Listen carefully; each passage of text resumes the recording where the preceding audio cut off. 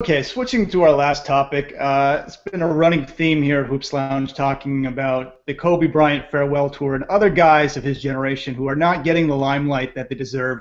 I want to talk about one guy. I think he's a guy we all cherish. Vince Carter, former slam dunk champion, Air Canada. Justin, beyond the dunks, we all know about the dunks. What else about his game has always stood out to you?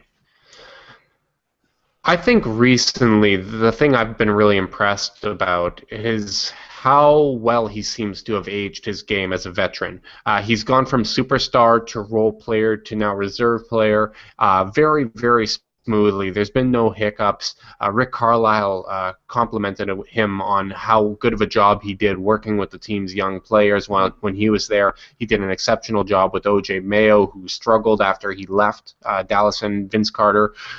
So he's another guy kind of like Paul Pierce, who's been able to continuously reinvent his game, keep his body in great shape. For all the talk of him being injury prone and stuff like that when he was in Toronto, he's been relatively healthy since then, and he's taken good care of his body. So he's someone that's kind of crushed every narrative that's come across his path throughout his career, except maybe not being able to win a championship, but that's kind of more circumstantial than on him, in my opinion.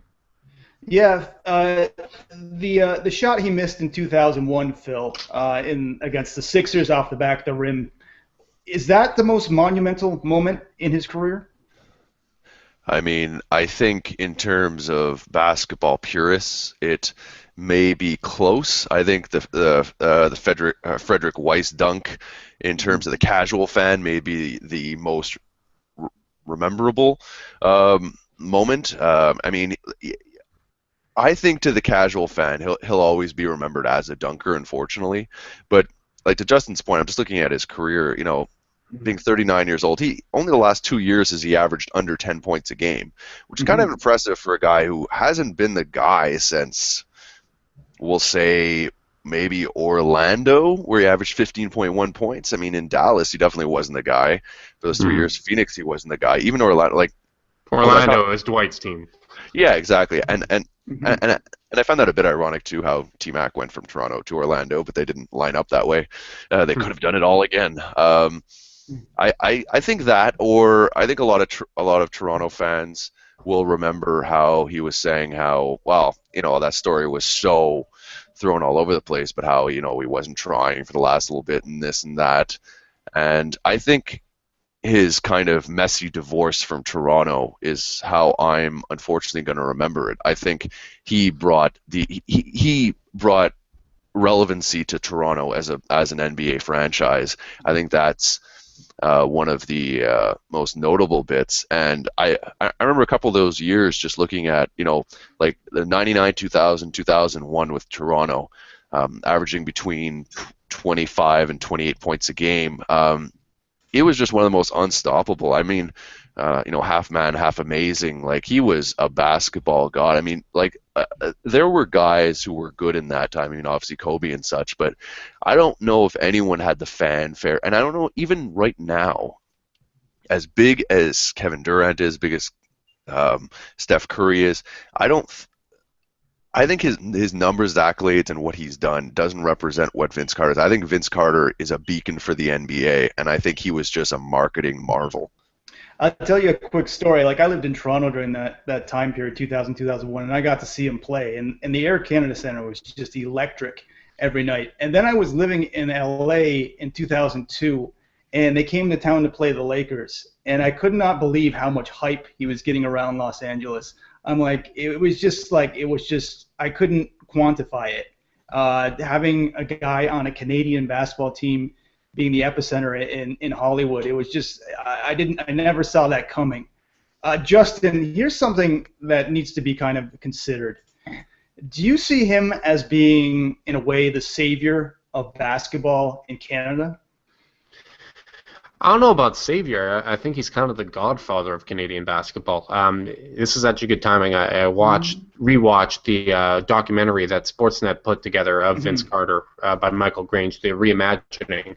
And you have Tristan Thompson, Andrew Wiggins, guys like that have said, I wouldn't be playing basketball if it wasn't for Vince Carter, with the attention that he brought.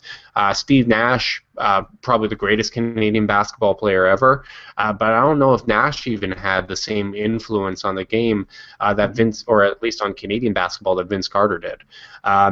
I think his legacy was unfairly tarnished in Toronto.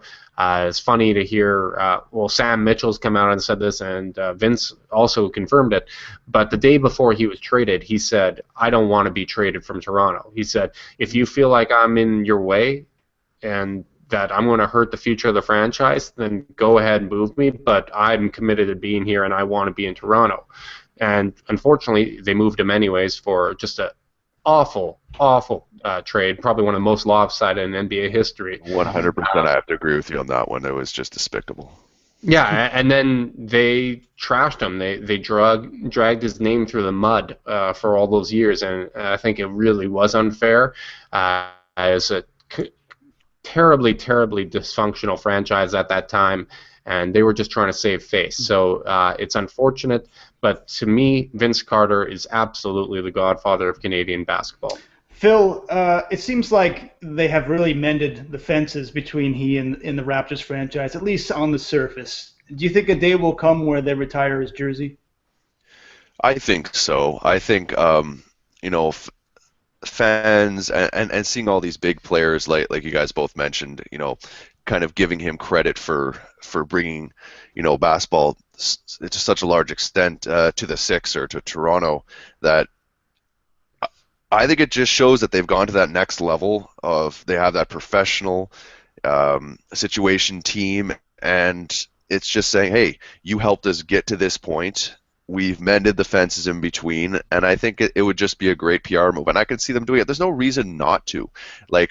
Since all these stories came out, look, people make mistakes, people make hasty moves. We're all human beings, but I think at the end of the day, it only adds validity to the franchise, and I think Vince is going to want it eventually. So I think if both groups want it, it's going to happen.